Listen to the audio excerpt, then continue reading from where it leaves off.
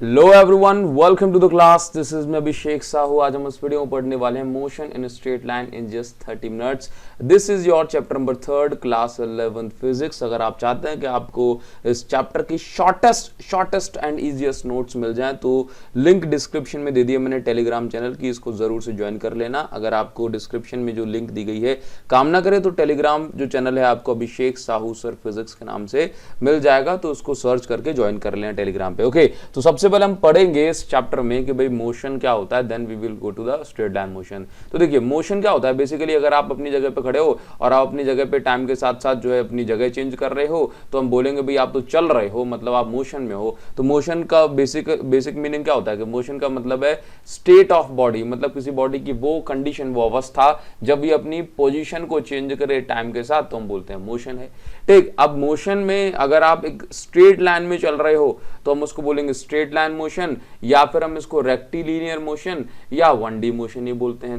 देखिए basically straight line motion में आप सिर्फ और सिर्फ एक एक्सिस के साथ डील करते हैं, चाहे वो एक्स एक्सिस हो, चाहे वाई एक्सिस हो या फिर जेड एक्सिस हो। आप एक ही एक्सिस में चलोगे, एक साथ दो एक्सिस में नहीं चल सकते, जैसे कि सर्कुलर या जो है आपका कर्व्ड पाथ। तो देखो जैसे मान के चलो ये कार एक्स एक्सिस में चल रही है बिल्कुल सीधे, तो ये कौन सा मोशन है? Straight line motion.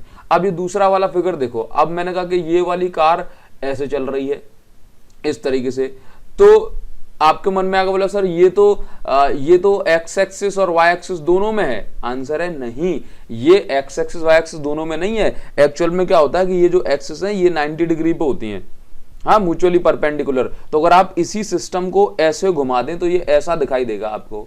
हाँ, तो ये क्या है? ये स्ट्रेट लाइन मोशन ही, और ये एक्स एक्सिस में ही चल रही है। ठीक, चलिए, तो स्ट्रेट लाइन मोशन है बेसिकली टर्न नहीं आना चाहिए। हाँ, बाकी अगर सीधे चल रहे हो कैसे भी चलो कोई दिक्कत नहीं है, ऐसे चलो चाहे ऐसे चलो तो आपका स्ट्रेट लाइन मोशन में आएगा। इसको हम रेक्टिलिनियर मोशन या 1D मोशन ही बोलते हैं। चलिए अभी हम बात करेंगे स्ट्रेट लाइन मोशन में आपको सबसे पहले पढ़ना है डिस्टेंस और डिस्प्लेसमेंट में बेसिक क्या डिफरेंस होता है। देखो डिस्टेंस का मतलब होता है कि आपने एक्चुअल में कितना पाथ ट्रेवल करा हुआ है, आप सच में कितना चले हो, इसको हम बोलते हैं डिस्टेंस। ठीक, जैसे मान के चलो ये पॉइंट ए है और ये पॉइंट बी है, हाँ, बीच में एक नदी है। ठीक, अब आपको अपने फ्रेंड के पास, इसके पास पहुंचना है, तो आपने क्या किया, आप ये वाला रास्ता भी ले सकते हो, पाथ नंबर 1। ठीक, आप यहां से भी चल के जा सकते हो। ठीक, आप यहां से भी चल के जा सकते हो सेकंड वाले रास्ते से, या आप यहां से भी चल के जा सकते हो। तो जो एक्चुअल में आप डिस्टेंस, जो एक्चुअल में आप चल रहे हो, जो एक्चुअल में आप पाथ कवर कर रहे हो, उसको हम बोलते हैं डिस्टेंस। ठीक, जबकि दो पॉइंट्स के बीच में जो सबसे छोटा रास्ता होता है, शॉर्टेस्ट पाथ, इसको हम बोलते हैं डिस्प्लेसमेंट।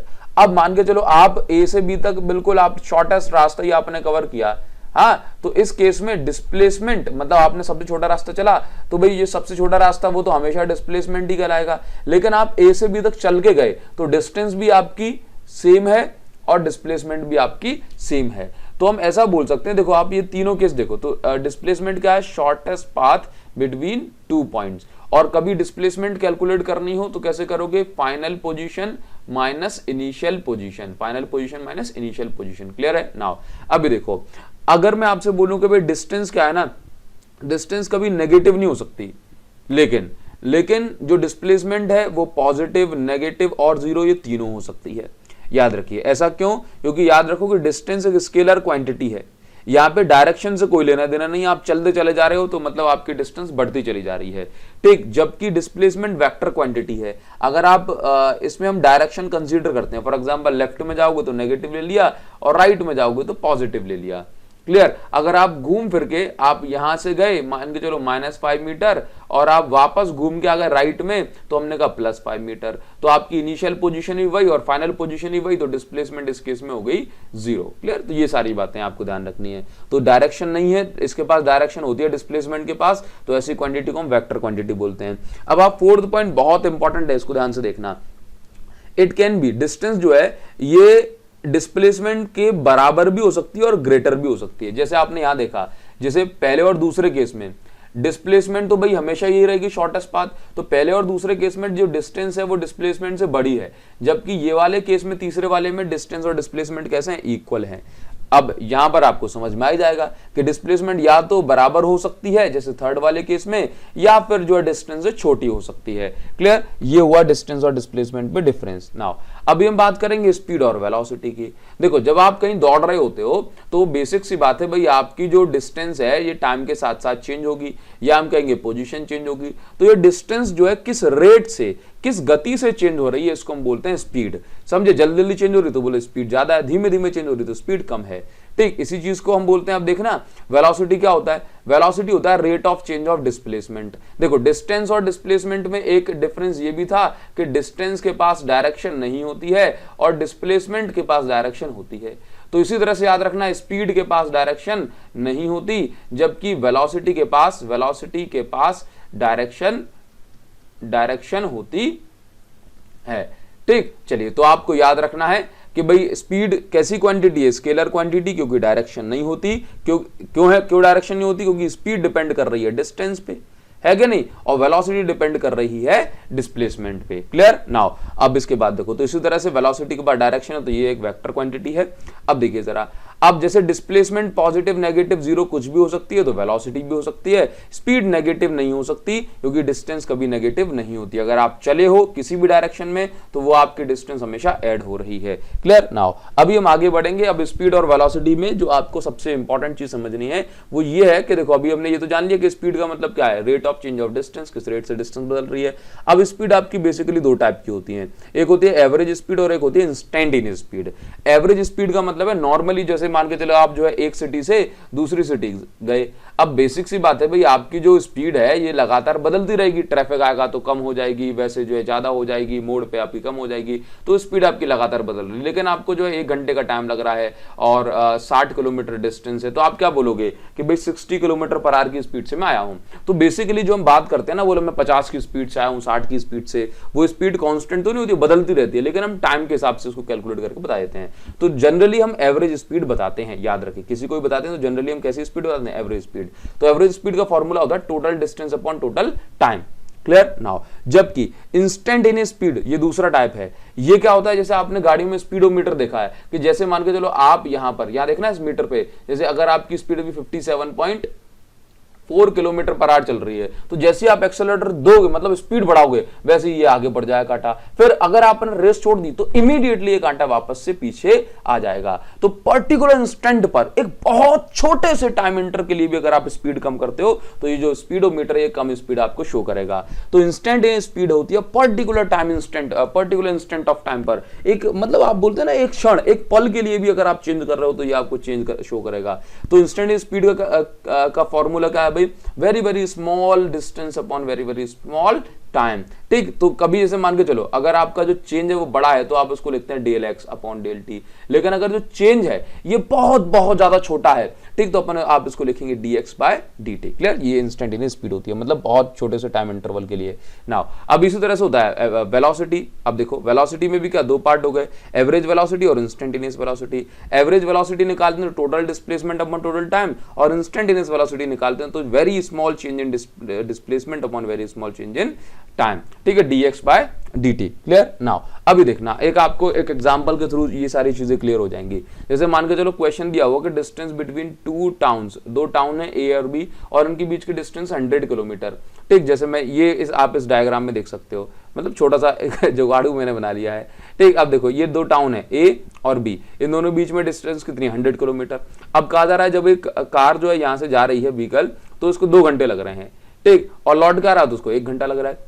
तो अब आपको क्या बताना है, अब आपको बताना है कि भाई यहां पर एवरेज स्पीड और एवरेज वेलोसिटी क्या है। तो हमने क्या कहा, एवरेज स्पीड का फॉर्मूला होता है total distance upon total time. तो देखो ये जो कार है, ये कार पहले यहां गई तो उसने पहले 100 किलोमीटर चला और वापस लौट के आई, तो स्पीड कभी नेगेटिव तो हो नहीं सकती ना, तो ऐड करेंगे, तो 100 प्लस 100 200, और टाइम तो हमेशा ऐड होने ही वाला है, तो ये आपका 2 + 1 3। तो इस तरह से अगर आप यहाँ पे एवरेज स्पीड की कैलकुलेशन करोगे तो 66.6 किलोमीटर पर आवर ये आपका इस तरह से निकल के आ जाएगा। जबकि वेलोसिटी की बात करें तो वेलोसिटी का फॉर्मूला तो टोटल डिस्प्लेसमेंट अपन टोटल टाइम, और हमने अभी देखो अभी पढ़ लिया है कि भाई जो वेलोसिटी जो डिस्प्लेसमेंट है वो पॉजिटिव नेगेटिव जीरो कुछ भी हो सकती है।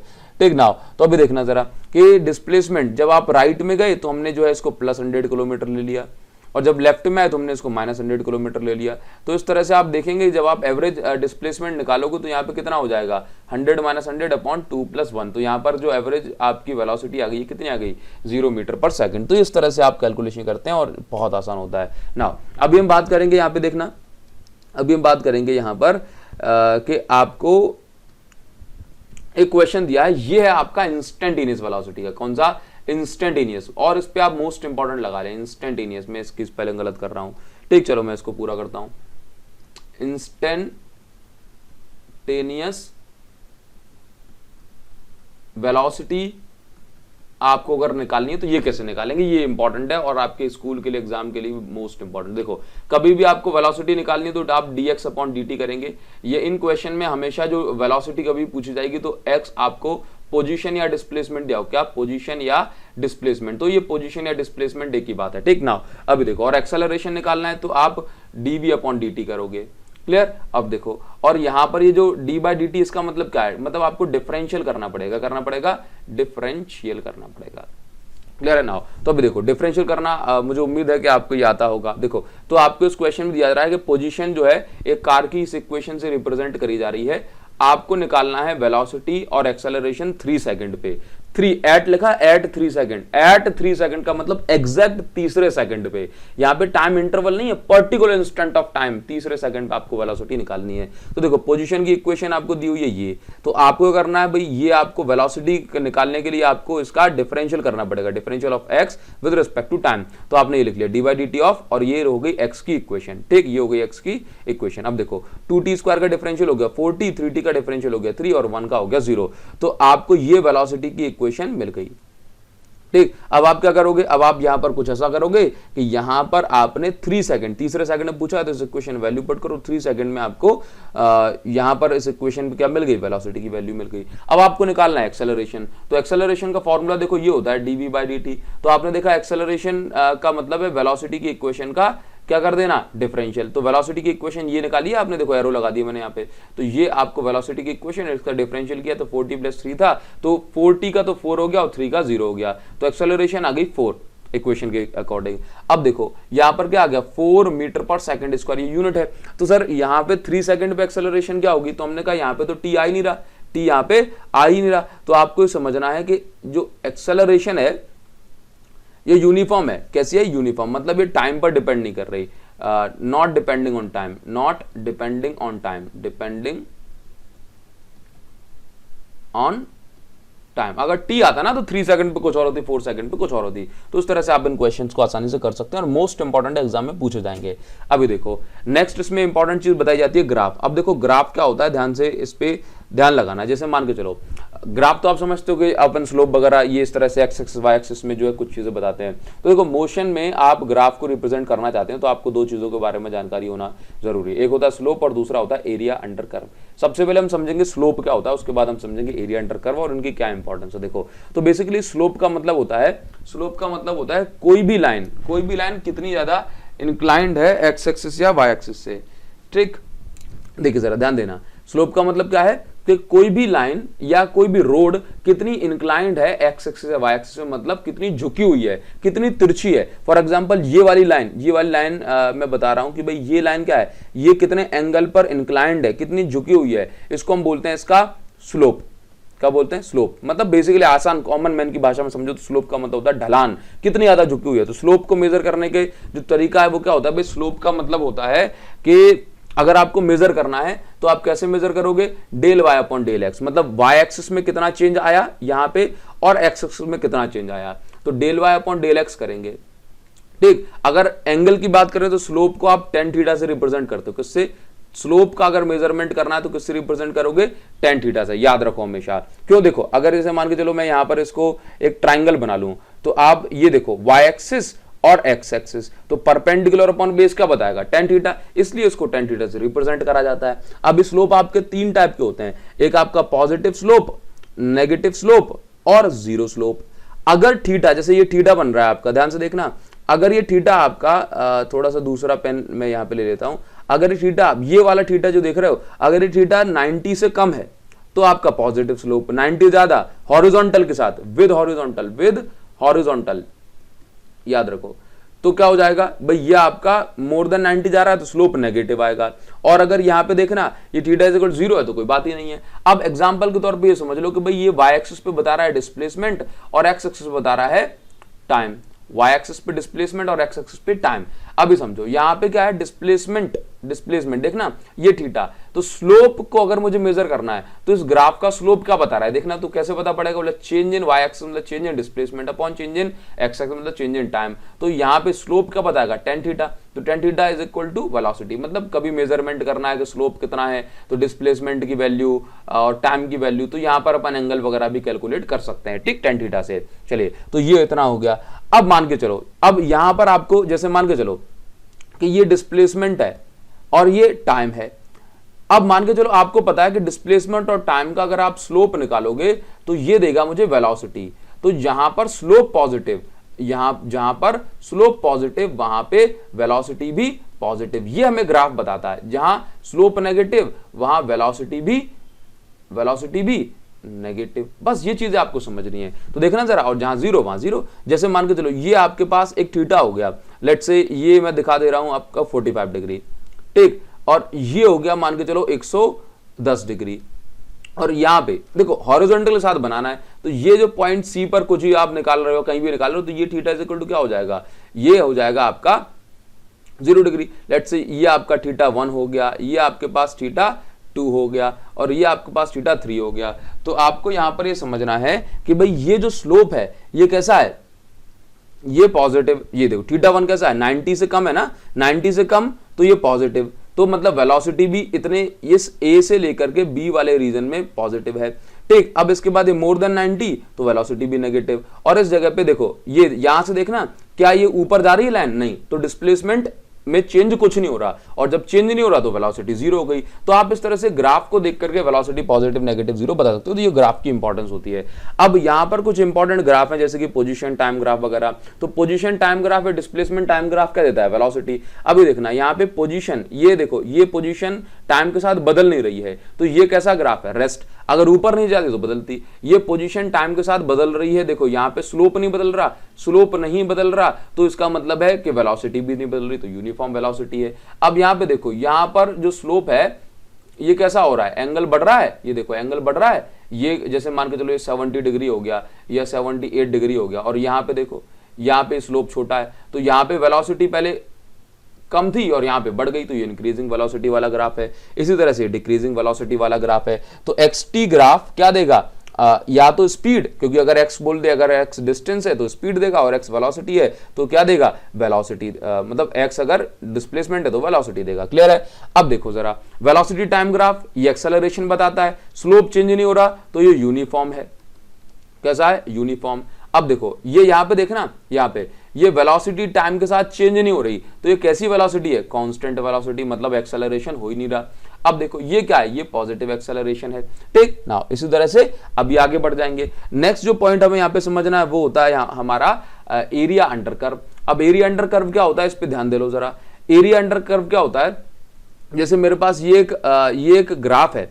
अब जैसे आपने निकाला स्लोप, स्लोप कैसे निकाला था आपने, स्लोप निकाला था del Y upon del X करके निकाला था, del Y upon del X करके। लेकिन अब आप क्या करोगे ना, यहाँ पे जब भी आपको एरिया अंडर कर्व निकालना होता है, दोनों एक्सिस का इंटू कर दो, दोनों एक्सिस का बोथ एक्सिस का आप यहाँ पर मल्टीप्लाई कर दें, बस आपको मिल जाएगा एरिया अंडर कर्व क्या बताता है। तो अगर इस कर्व, जैसे आपसे कह दिया जाए कि आपको निकालने डिस्प्लेसमेंट, और ये वाला कर्व दे दिया, अब बोला आप कैसे निकालोगे, बोला सर अगर डिस्प्लेसमेंट टाइम होता तो मैं वेलोसिटी निकाल देता, लेकिन अगर आपको क्या निकालना है, डिस्प्लेसमेंट। अब क्वेश्चन में आ गया, आपका दिमाग घूम रहा है, तो जरा सोचो कि डिस्प्लेसमेंट, इस कर्व से डिस्प्लेसमेंट कैसे निकल सकती है। तो आप सोचोगे एरिया अंडर कर्व निकाल दूंगा, डिस्प्लेसमेंट निकल आएगी। For example area under curve कैसे कैसे पता पड़ता है हमें कि एरिया अंडर कर्व क्या बताएगा, तो दोनों एक्सिस का इंटू कर दो।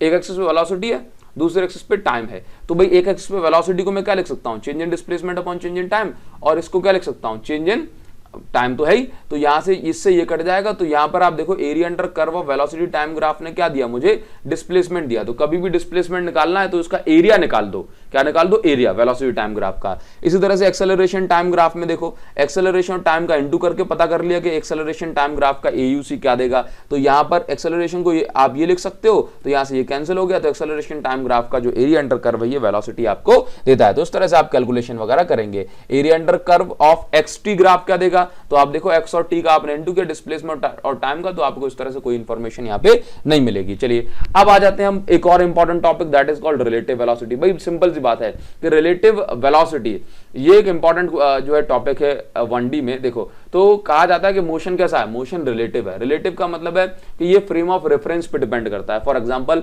अगर ये हमारी कार B है, ये कार हमारे पास B है, अब इस कार को ये भी 10 मीटर पर सेकंड चल रही है और ये कार A भी 10 मीटर पर सेकंड चल रही है, ये दोनों सेम डायरेक्शन में चल रही हैं, जबकि सामने से मतलब साइड वाले रोड पे है ये वाली कार, ये कार भी जो है सामने से ऐसे आ रही है 10 मीटर पर सेकंड से। ध्यान से देखना, अगर इस कार को, इस B वाली कार को C वाला बंदा देखेगा तो उसको लगेगा बहुत रफ्तार में आ रहा है। होता है कभी यार अपन जब ओवर, जैसे मान के चलो कि एक कार हमारे सामने से आ रही होती है, पास कर रही होती है, तो हमें लगता है कि एकदम साइंस से कार गुजर गई, ठीक। तो अब तो इसको क्या लगेगा कि भाई वेलोसिटी इसकी बड़ी ज्यादा वेलोसिटी है, लेकिन जबकि ये बंदा, जैसे सोचो कि ये कार आपस में एक दूसरे को देखेंगी तो कुछ अलग अलग वेलोसिटी नजर आएगी, जैसे कि ये भी 10 मीटर पर सेकंड से और ये भी 10 मीटर पर सेकंड से। तो भाई ये A कार वाला व्यक्ति B कार वाले को देखता है तो देखेगा कि भाई जितना गैप, क्योंकि दोनों की स्पीड सेम है, तो जितना गैप पहले था इन दोनों के बीच में, उतना ही गैप जो है 1 घंटे बाद भी होगा। तो उनको लगेगा भाई एक दूसरे के रिस्पेक्ट में तो इनकी वेलोसिटी 0 है,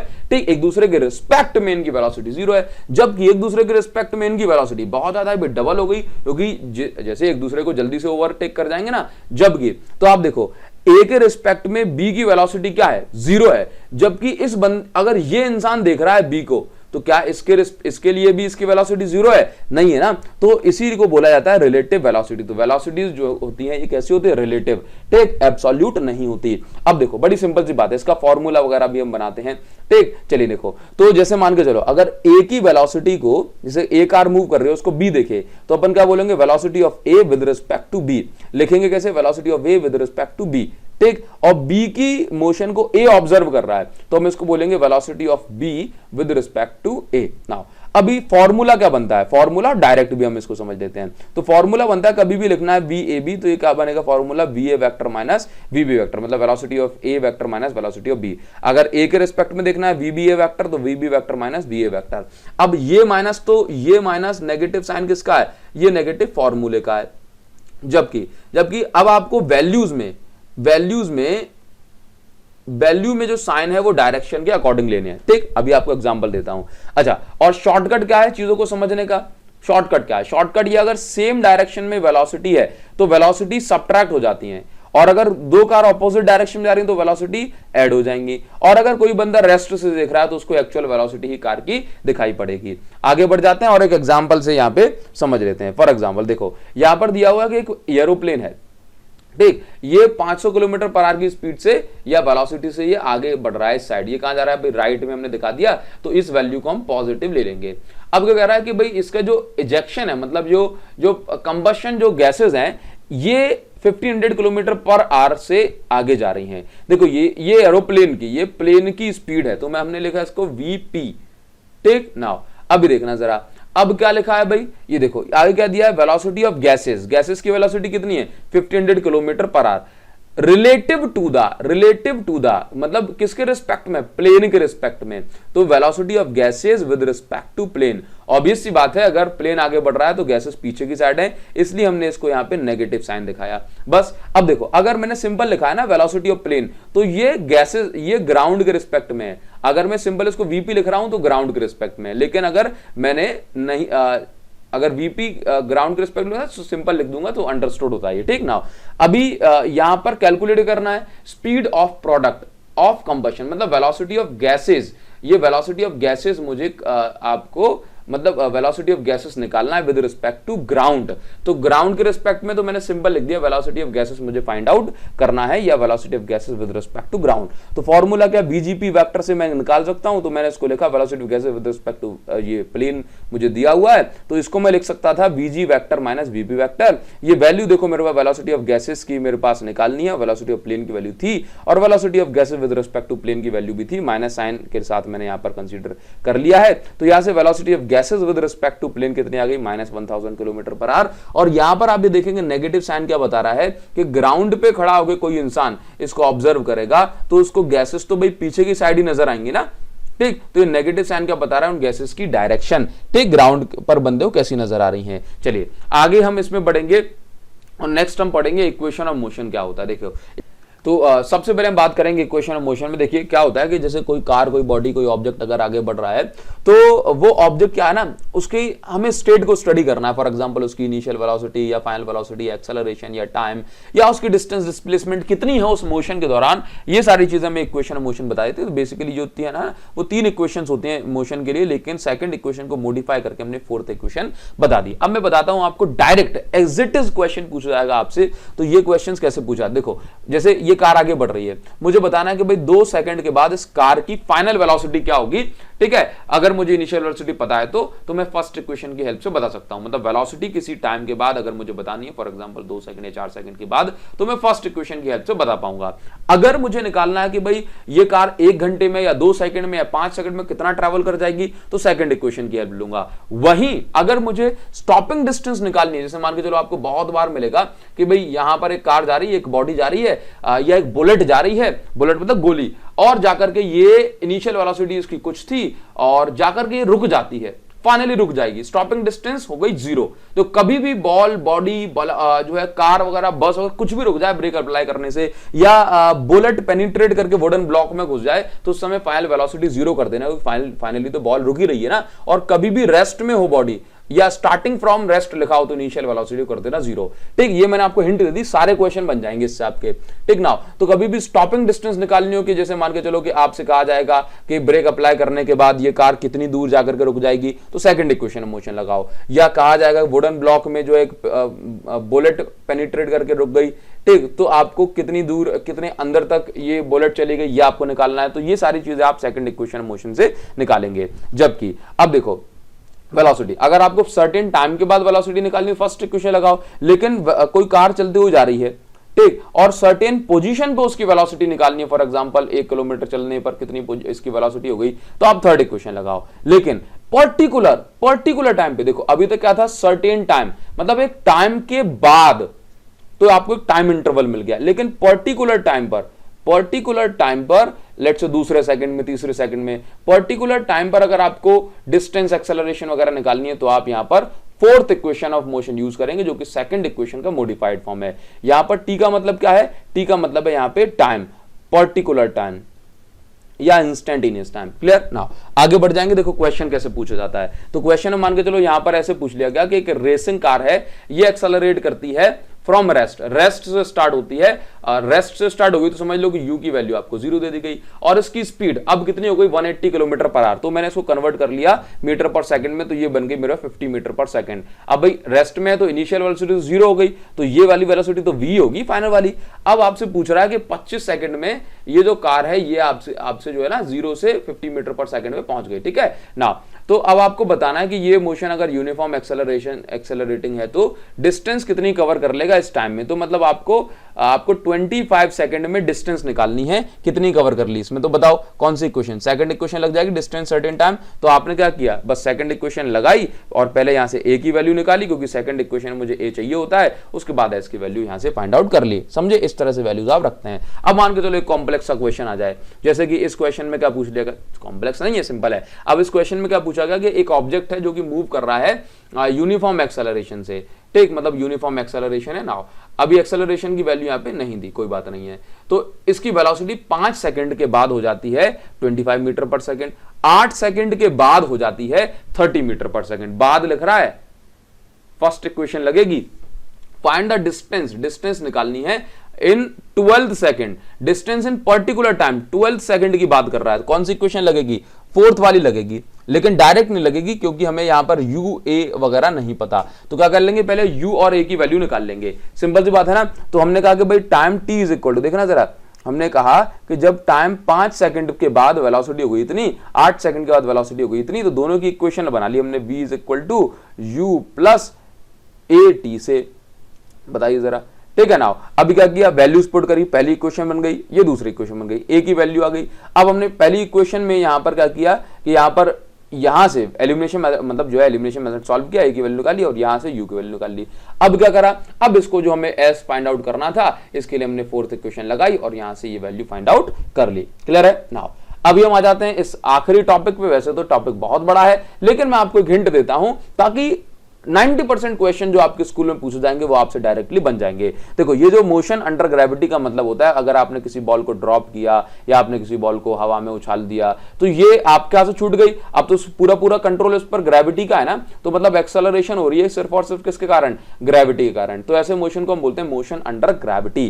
ठीक, तो जैसे मान के चलो इसको इसमें पूछा जाता है कि भाई एक बॉल को आपने टावर पे से या वैसे भी आपने ऊपर फेंका, ये बॉल गई ऊपर और ये डायरेक्ट नीचे आ गई, तो ये जो डायग्राम है ये आपको दिख रहा है कि भाई ये कर्व में है, क्योंकि हम मोशन स्ट्रेट लाइन पढ़ रहे हैं तो ये स्ट्रेट लाइन है, लेकिन चीजों को समझने के लिए हमने इस डायग्राम को ऐसे बनाया जाता है।